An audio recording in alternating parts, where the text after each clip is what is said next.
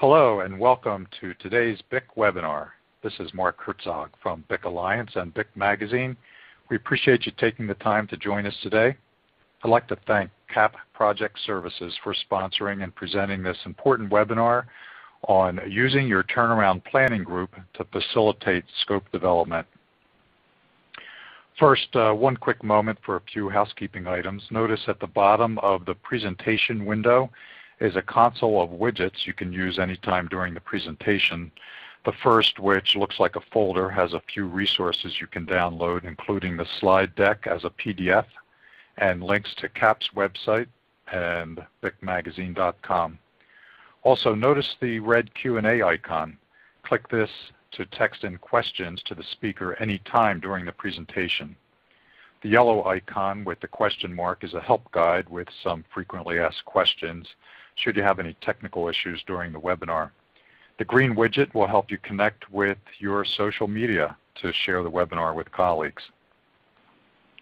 I'd like now to personally welcome Scott Kammerer, President of CAP Project Services, who will introduce today's webinar and presentation. Scott? Thank you, Mark, and thank you to the BIC team for allowing us to participate in this webinar. As the title of the presentation implies, CAP is a project control service provider. Our primary focus is on the planning and scheduling of shutdowns and turnarounds in the oil, gas, and petrochemical industries. Our work often begins at the detailed planning stage of an event after most of the work scope development effort has been completed. But we find that when a company like ours is engaged earlier in an event, we can actively participate and even facilitate in work scope development. It usually leads to a more efficient planning effort and results in a much better product for our clients and their selected contractors to work from. This early participation is what Steve Pipkin will be discussing with you today. Steve's been a friend and colleague of mine for over 20 years now, and has been an integral part of CAP's success from our inception a little over 9 years ago. With over 30 years of experience in the industry, he brings a wealth of knowledge in project controls and project management. Steve's regularly stepped up to manage the efforts of many of our largest and most challenging projects, including plant-wide turnarounds and client consulting roles. As a recognized planning and scheduling subject matter expert, he's been instrumental in developing our best practices and procedures and sharing them with our clients. And we're extremely proud to have him as part of the CAP team. So with that, I'll hand it over to Steve and let him begin the presentation. Hello, everyone, and thanks for joining us today. Let's get right into this. Our objectives today are to have better turnaround scope development, and that leads to more efficient detailed planning, having all the departments at your facility more engaged throughout the entire turnaround preparation, a better prepared turnaround organization, and better proposals from potential contractors, reducing discovery work, eating up contingency with discovery that probably should have been planned for. And our ultimate goal is always more predictable outcomes. Turnaround scope is unique in that it originates from so many different sources. With most capital projects, we know what we're going to build, and the scope falls out of the design and the concept of building that unit or new equipment. But in a turnaround, there are so many sources, and this slide shows just some of the places it could come from. From our maintenance work order system as turnaround designated work orders, from operations, from safety, maintenance. The list goes on and on. Let's talk about some of that. We start gathering the work list items or potential work list items. Start with from a unit, let's start with the entire equipment list, all the fixed and rotating equipment in that unit. Add to that the turnaround designated maintenance work orders. Most systems that are employed today as work orders are created, they can be designated as routine or set aside for turnaround. And I think most of you have very similar systems like that. inspection recommendations for fixed equipment. And sometimes this is a little harder to mine up from the inspection department, and depending on your facility, you may have very organized and maybe even electronically filed inspection recommendations. But bring those in and attach those to the equipment list. Add to that the on-stream inspection findings for piping. Maybe you have corrosion under insulation reports, etc. Regulatory and jurisdictional inspection intervals and expiration dates, add those to your fixed equipment list. Will be one of the big drivers for your turnaround scope. Process engineering studies and recommendations, probably from your tech services or process engineering department.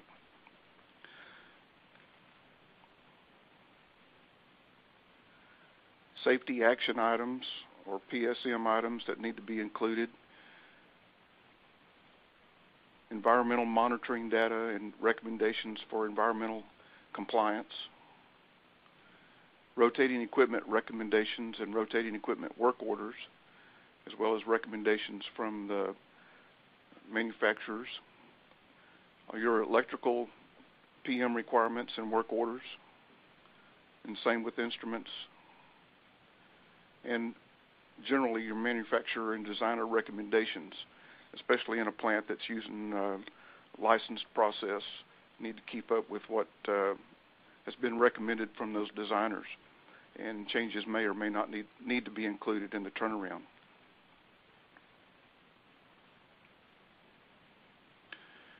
Once you've gathered all that, which by the way can be a very tedious process depending on, again, how well your organization is available to all those different pockets of information, but gather it up and put it in one place, and then get it organized. Organize the potential work list items by operating unit and equipment classification. I like to keep all the towers, exchangers, drums, etc., keep all those together within that unit, so when we start talking about towers, we go through all of them, and when we start talking about exchangers, we go through all of them, so it makes the meetings go a lot better. Start with a complete list of assets for a particular operating unit.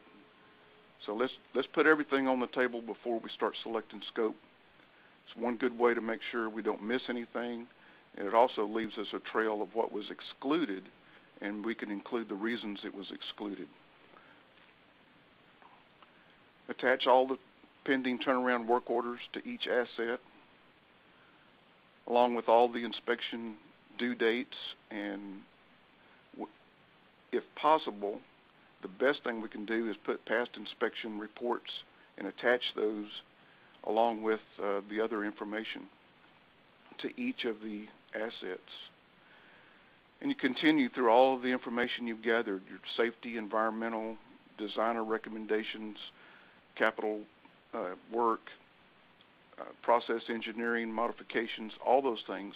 Attach them to those individual pieces of equipment, so when the meetings begin, everything we need to talk about is right there. Now, at the bottom of the list, after your fixed assets, add the piping jobs, valve replacements, electrical, instrument, work orders, and other preventative maintenance recommendations. And now we have a complete potential list for each operating unit.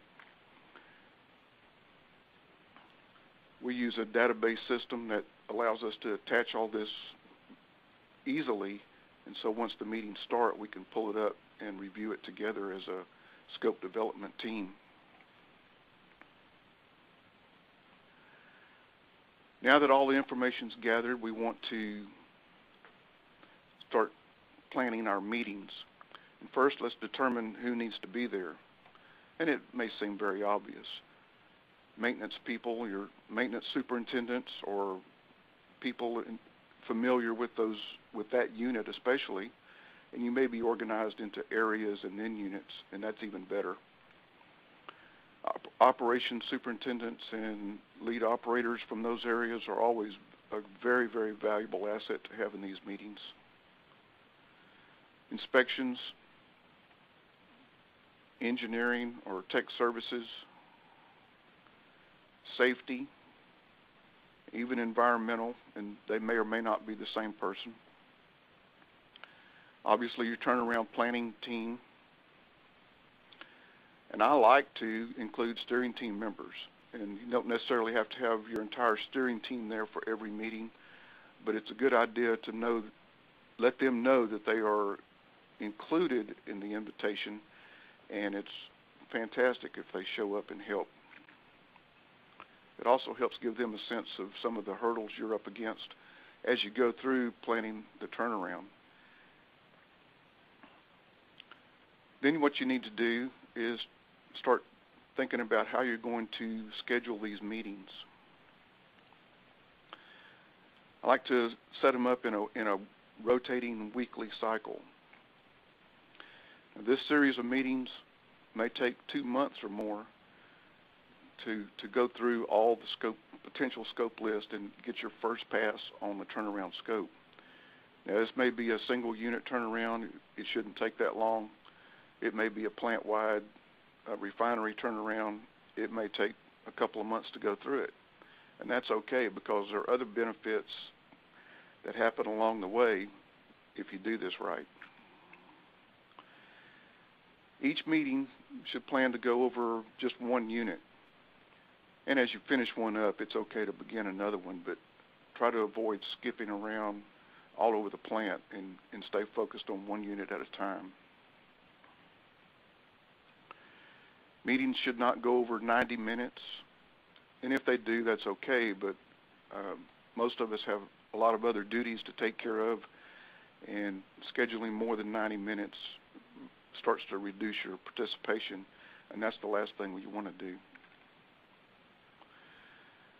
And here's the trick: rotate through the different plant areas, and it depends on how your particular facility is organized, but if you're into areas and under each area you have the different operating units, choose those players for those areas and then rotate through it each week. What you want to do is prevent having too many people with back-to-back meetings. What I've done before is schedule for Monday through Thursday a morning and an afternoon session, and we can usually get through all the areas in a week. And if your organization or your particular turnaround event is small enough, you can go ahead and start back on one of the ones you started on Monday. It may schedule again for Thursday and then rotate through them. The idea is just to keep it rolling, but not be so intense that you need to try to think you got to finish this entire process in just a few days. You want to target to try to go through all the units, or at least all the areas, for each week. And depending on how big your event is, it may take longer. What I like to do also is to set up separate meetings for the rotating equipment group and for your instrument and electrical people. And there's a lot of good reasons to do that. We're usually somewhat independent from the mechanical work in those units, but get down to the needed rotating overhauls or replacements or modifications and deal with your instrument and electrical separately. It makes more sense to do it that way, and it's usually a different group of players anyway.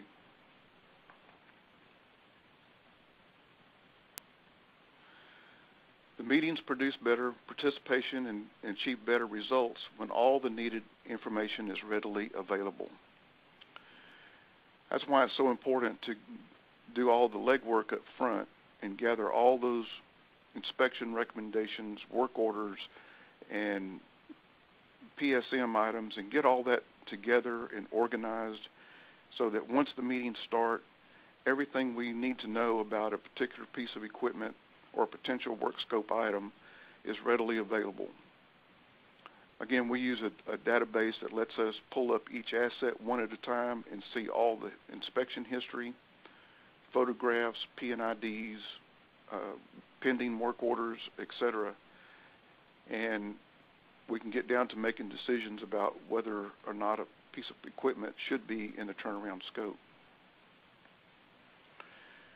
Using a database system like this, we can include all those notes and add to it, as the meeting goes along, points that were taken from the discussion about that item. Operation people may bring up some items not in the work order system. Things like, lately we've been seeing different indications on our delta P's or delta T's that may indicate fouling, etc., and we can include those in the notes. All these pieces give the planners more information, so once detailed planning does begin, they're not wondering what the scope is going to be. They're knowing going into it that there's potential fouling and plan for more time for hydroblasting, cleaning, or other items that we may need to fix the problem.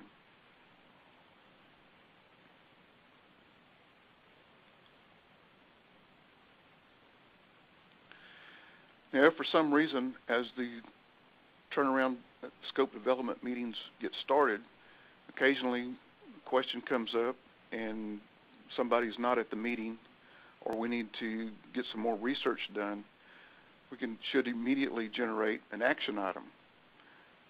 And on that action item include the information that we're seeking, what we're needing to know in order to make the decision whether or not to put it in scope, or to further clarify the scope that's needed once the item is accepted. Generate an action item and send it to the responsible person and copy all the attendees from the meeting so that everybody knows that these things are pending and we'll come back to them later. Every week, issue an open action item report so everybody can make sure we follow these to closure. And, be reasonable about it. We don't need an answer in 20 minutes, but make sure that within the next few days, a week or two at the most, we get the answers that we need in order to keep the process moving forward.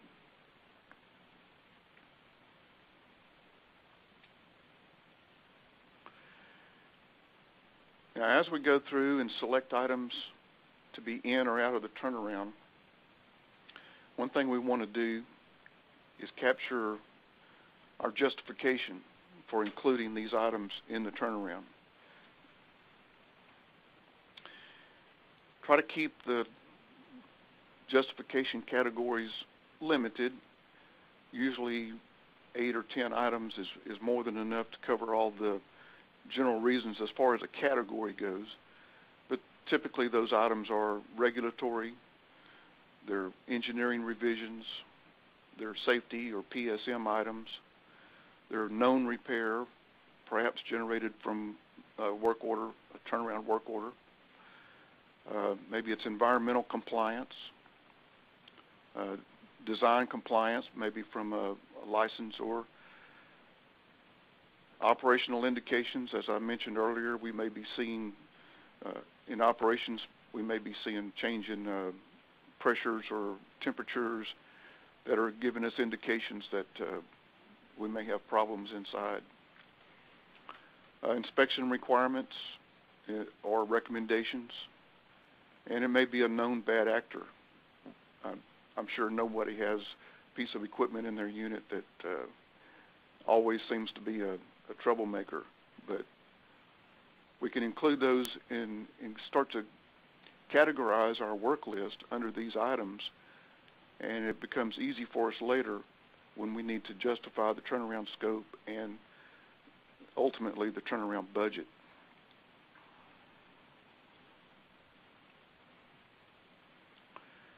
Another byproduct of having these meetings, rather than just handing off a work list to start planning, and a very important byproduct of these meetings is it starts to break down communication barriers between departments.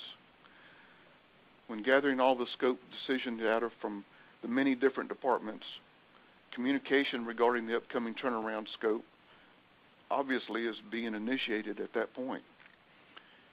We can really use this opportunity to invite involvement from all the different keepers of the information and all the different players that are important to us in the turnaround. Use this as a tool to get people involved. One of the biggest complaints we see across the industry is the different departments are in different silos, and things they knew or just assumed everybody else knew go untouched, and we wind up with a more complicated execution because we didn't know everything. But this is a great way to do that. Well-organized and productive scope meetings break down barriers by allowing good interdepartmental discussion while we're vetting these potential work list items. And when everyone can feel a sense of accomplishment from these meetings, the participants are more likely to engage not only more quickly but more completely with the whole turnaround process. Now imagine if we're doing this 12 to 14 months out before oil out for the turnaround. I'm sure most of us have struggled to get everybody involved and get their heads around what's going into the turnaround and what we need to get ready for when we're still 12, 14, even 15 months out. I would even venture to say some of us struggle to get them involved when we're 3 or 4 months out. But this is a great way to start getting them involved and continue that involvement and engagement all the way through execution. If we're well prepared and we've done a lot of this legwork up front, and these meetings are going well, and all the questions they have about a particular exchanger or tower or drum, all that information is right there, and decisions can be made and move forward, you'll see your participation stay high, and they'll begin to ask other questions and start to get more involved in the whole preparation process. You can also use these meetings. Another thing I love to do is to take this opportunity to share other news and facts and even some of the challenges that the turnaround team is facing in preparing for the turnaround. Invite feedback and ideas from these attendees, and again, it's another way to start breaking down those silos and get everyone in the plant engaged in turnaround preparation. Another good idea is to start inviting senior leadership. These may be at the local plant level or maybe even from the corporate level, to come in and attend some of these meetings, not only just to see the results and have some input, but also to provide some feedback and some encouragement to the team. Maybe allow them to do some kickoffs at some of these meetings and reiterate to the team how important developing a quality scope is to a quality turnaround outcome.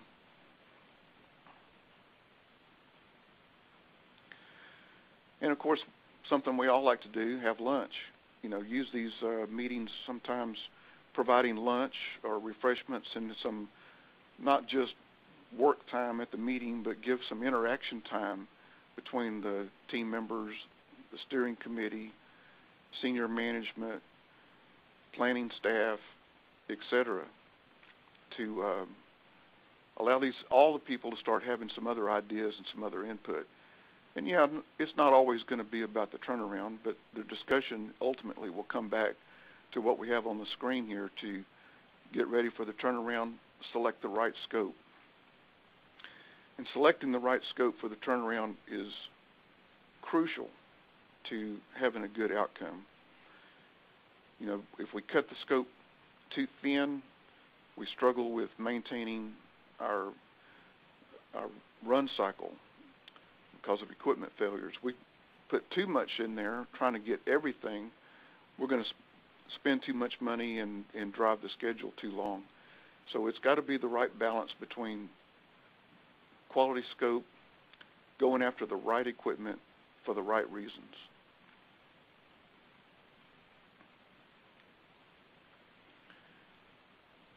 One of the most important things we can do as all these meetings are going on and items are being selected and our justifications being recorded and items are being rejected and the reasons are being recorded, let's make this information available to all the participants, not only at the meeting, but make it available to them anytime.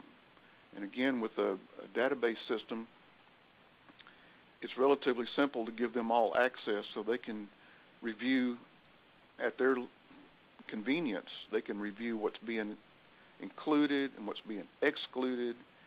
And more times than not, we get most of our feedback about scope details from people who are just reviewing the list. And we'll get a call from someone in operations saying, you know, I didn't see equipment X on the list, and I know it's got a problem. Why isn't it on there? That's a good question. And so we'll go back at the next meeting for that unit and raise that question up. Why isn't it? What's happened? What's changed? And the opposite is true as well. We'll see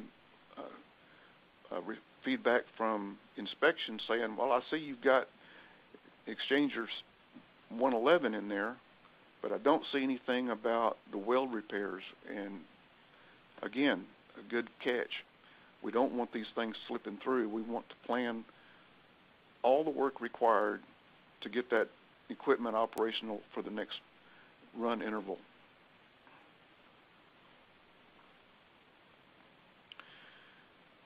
With a database system or whatever system you have available, we can continue to break down communication barriers by making this information available throughout the organization to plant management, department directors, the turnaround team, inspection and reliability engineers, health and safety, environmental, tech services and engineering, everybody.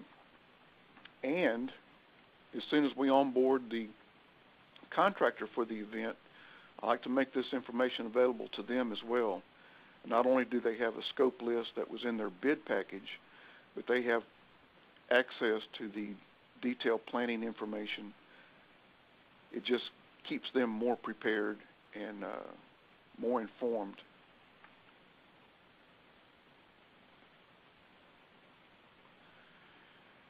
As I mentioned earlier, by strategically scheduling these scope development meetings and rotating through the different operating areas of your facility, you'll have all the decision makers face-to-face 2 or 3 times a week right there in your conference room. Use this opportunity to take advantage of having those people in the room with you. Leverage this time with the steering team members, the scope development participants, plant operators, maintenance, even maintenance mechanics, the planners, the schedulers, and don't forget administrative personnel, the people who are going to be over contracts, accounts payable, warehouse, etc. Include those. They don't have to be at every meeting, but use these meetings as opportunity to get them involved. They can start to understand how big or complex this event is going to be, and they'll see real quickly what their roles will become and how busy they're going to be, and they can start planning ahead and getting their departments organized and ready to handle the influx of paperwork, shipping and receiving, and all those other things that go along with turnaround.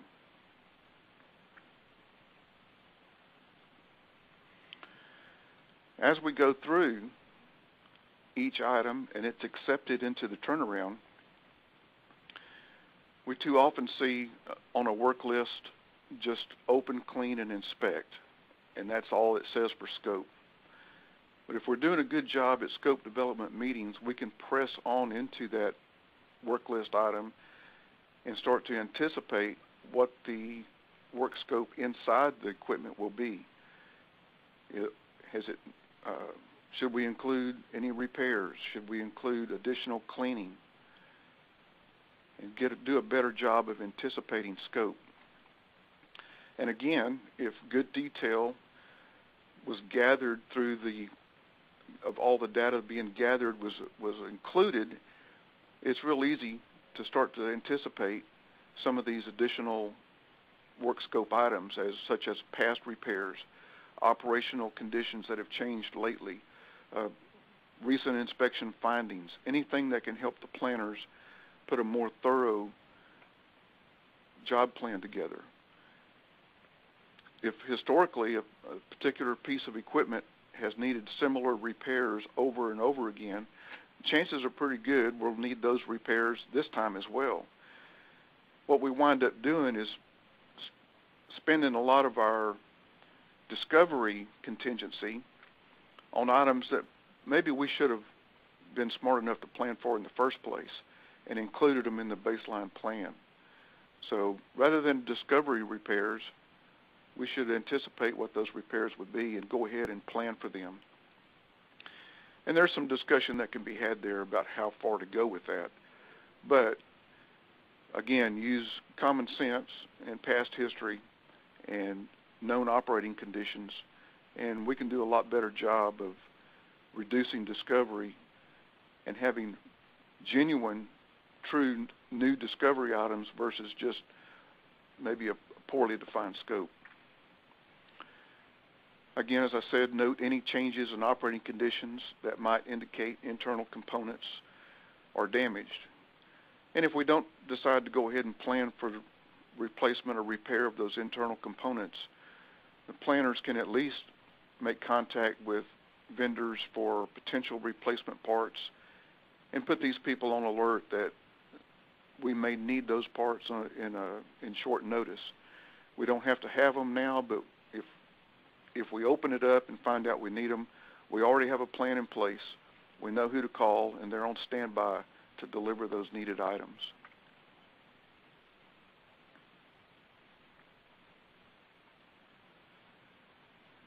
We should also be predefining the cleaning or neutralization requirements. We can include those in the plan and the budget. Some items, as you all know, are traditionally more difficult to clean, and as our planners are made aware of these particular items, we can put more time and the right resources and equipment on those jobs just to ensure we're not being held up when execution begins, waiting on a different blasting machine or a different contractor with different equipment to come in. We should be planning for that ahead of time. We should also predefine welding procedures for all these equipment items. We may or may not have a job in that particular job plan to do weld repairs. But if we discover that weld repairs are needed, we can have those welding requirements and those procedures already in hand. We can also ensure that our contractor has those welding procedures covered in his QC plan. So we're not scrambling at the last minute to get a welding procedure qualified or accepted so we can begin work. Predefine hydro test plans should they be needed and have the blinds and blind points already identified. Most equipment that we open does need to be hydro tested. However, some may not. My suggestion is that as we go, planning can already have potential hydro test plans. Most of them are very simple, but sometimes they wind up to be a pretty complex situation, especially when we get into long runs of piping or conflicts with perhaps capital project changes that are in that equipment or adjacent to. Therefore, have some contingency plans in place for additional hydro testing.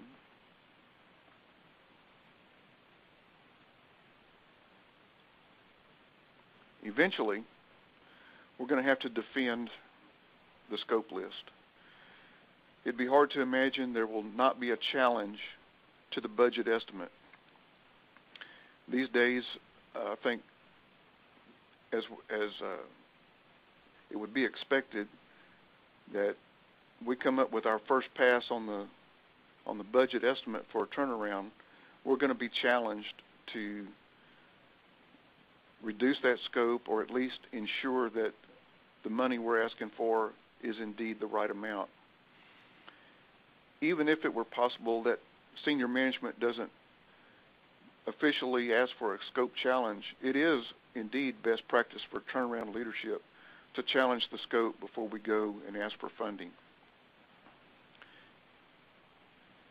If we've done a good job to this point, defending the scope is relatively simple.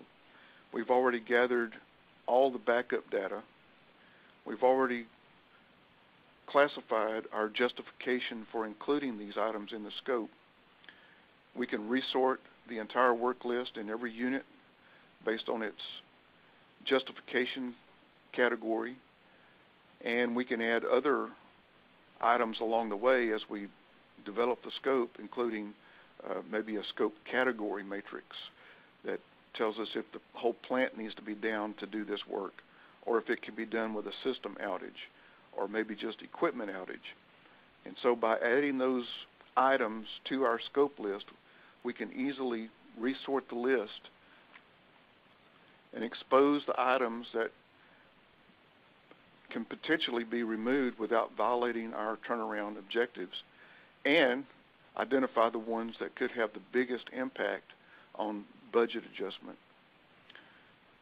So it's all about doing all the preparation, pulling all this stuff together, having all the information readily available, and in catching all those notes and comments as we go through and discuss each item. It gives us a way to easily go back and pull up those items. And if we need to cut scope, we can come up with a list very quickly that are the items that are the lowest hanging fruit, if you will, and give us the best opportunity, the best bang for our buck. When we're involved in situations that haven't had this type of scope development process, and the day comes when we need to challenge the scope, it's almost like starting all over again. And all these details need to be dug up out of somebody's desk drawer somewhere and put back into the list. And it's almost like scope development starts all over again. The better job we do up front and really develop a scope rather than just generate a list of items gives us all the tools we need later on to do a better job of reducing scope if necessary and knowing why we're reducing it. And most of all, it gives us the tools we need to defend the scope and justify the money that we're asking for in order to meet the objectives of the turnaround.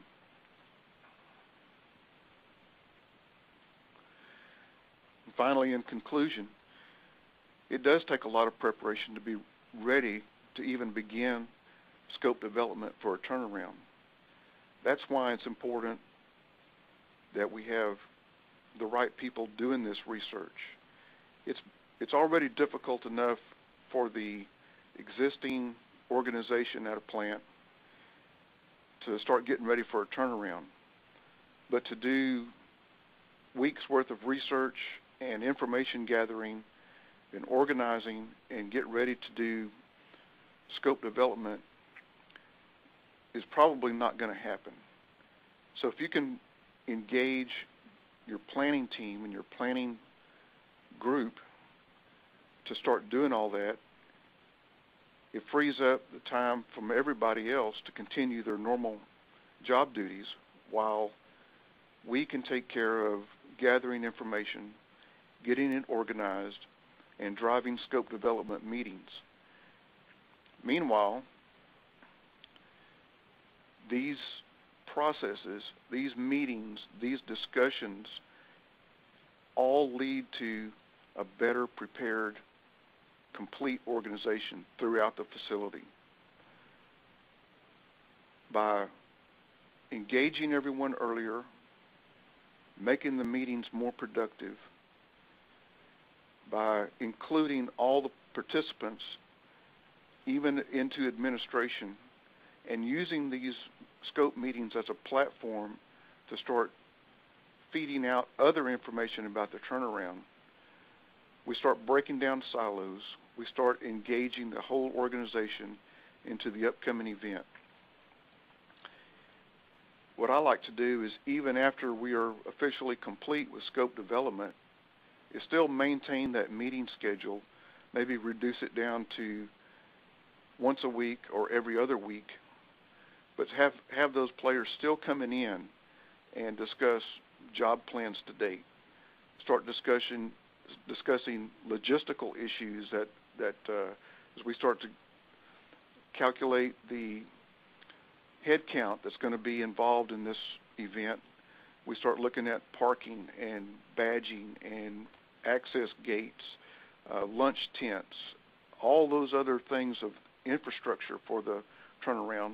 We can continue, just use the scope development meetings as a continuation to continue to develop all of the needed support to make the turnaround successful for all the departments. So the time spent in this phase has the greatest impact to the success of your turnaround, I believe, because it has the greatest impact of involving and engaging everyone at the plant into the upcoming event.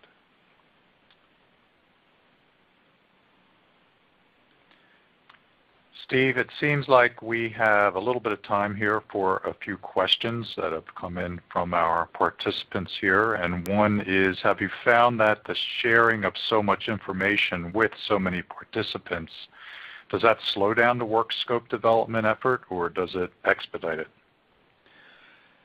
It expedites it tremendously. With all this information available and all those players, I usually see 7, 8, sometimes 10 people in a scope development meeting for a particular unit. We can almost expect to go through half the unit in 90 minutes, because decisions can easily be made, and we're not kicking things back. Well, I need to get with so-and-so before we decide that, because so-and-so is sitting there in the room. And it goes quick. It goes very quick. And with all that information easily pulled up and displayed, it's rare that we don't get through a decision. We may only find half a dozen or so action items generated for a whole unit. Otherwise, if we're doing this more discreetly and without including everyone, it takes sometimes days to get an answer on one item rather than going through most of the unit in one day. Okay, and a related question is, what is the best way to prevent scope creep? Is there a time to freeze the scope work list? Well, I actually thought about that this morning, and there is really a whole nother discussion about scope creep and even about when's the right time to freeze the scope. We freeze it too early, we've just really missed the point about getting all the needed work included in the turnaround. If we wait too late, we're struggling to finalize budgets and get bid packages out in a reasonable time frame. So really it's kind of case by case is when to set scope freeze. But as far as scope creep, that is a direct product of being very well disciplined within your organization to stick to the approved scope list and to follow a very strict extra work process. Again, another great topic, but adhering to a scope change process is vital to maintaining targets for your budget and for your schedule and getting the best and most efficient use out of your contractor workforce. But I hope I answered that. Scope creep is really a byproduct of good discipline within your organization. And another question here, there's probably not one answer for it, but someone wants to know how far in advance, how many months in advance do you recommend to begin a scope development? Typically, let's say for a refinery unit, let's pick a crude unit, I would say that we need to be around 12 months out, somewhere in that time frame. And that's to give detailed planning a chance to be able to get through the work list once it's handed off to them from the scope development team. The good news is we don't have to wait for them to get all the way through the unit before we hand it off to detailed planning. After every meeting, detailed planning should have another 50 or 60 items on their plate to get handled. But I would think 12 to 14 months out is going to be pretty typical for starting these meetings. If we have to wait and do them, I would say the very latest you should wait is you should be complete no later than 8 months out for something like a crude unit. Other process units, some chemical plants, we can probably do this in a much shorter time frame. But if we're thinking in the context of a plant-wide turnaround, we'd like to see that done 12, 10 months, 9 months out, be complete. I think that's the best time frame. Okay, and we actually had several people ask this question in one way or another, that they saw screenshots of software that appear to facilitate the work scope development. Is this off-the-shelf software, or is this something that CAP has developed? What do you use for that typically? This is software that we have developed here at CAP. It's not something we sell or license or rent, but it's something we use as turnaround planning professionals. We just needed something to keep our information together, and we've continued to develop that over the years, but it is something that we have here in our toolbox, and it comes with our services, no extra charge. It's not something we sell or license, but we would be glad to demonstrate it and show how we can use it to help you guys do a better job. And I think we have time maybe for one more question. Let's scroll down here and see. Someone wants to know, would you recommend having the scope development meetings off-site so there are minimal distractions for the group? I think that's a great idea. Maybe not for every meeting, but occasionally I think it works out well. I really like to use these meetings as a springboard for all the participation, not just for scope development, but like I said, use it to move right into all the other communications about the upcoming turnaround. The problem with going off-site sometimes is that we may have limited availability from some of the players, but if you've got somewhere nearby that should they get a call that they're needed back at the plant, they can be there pretty quickly. I think it's a great idea.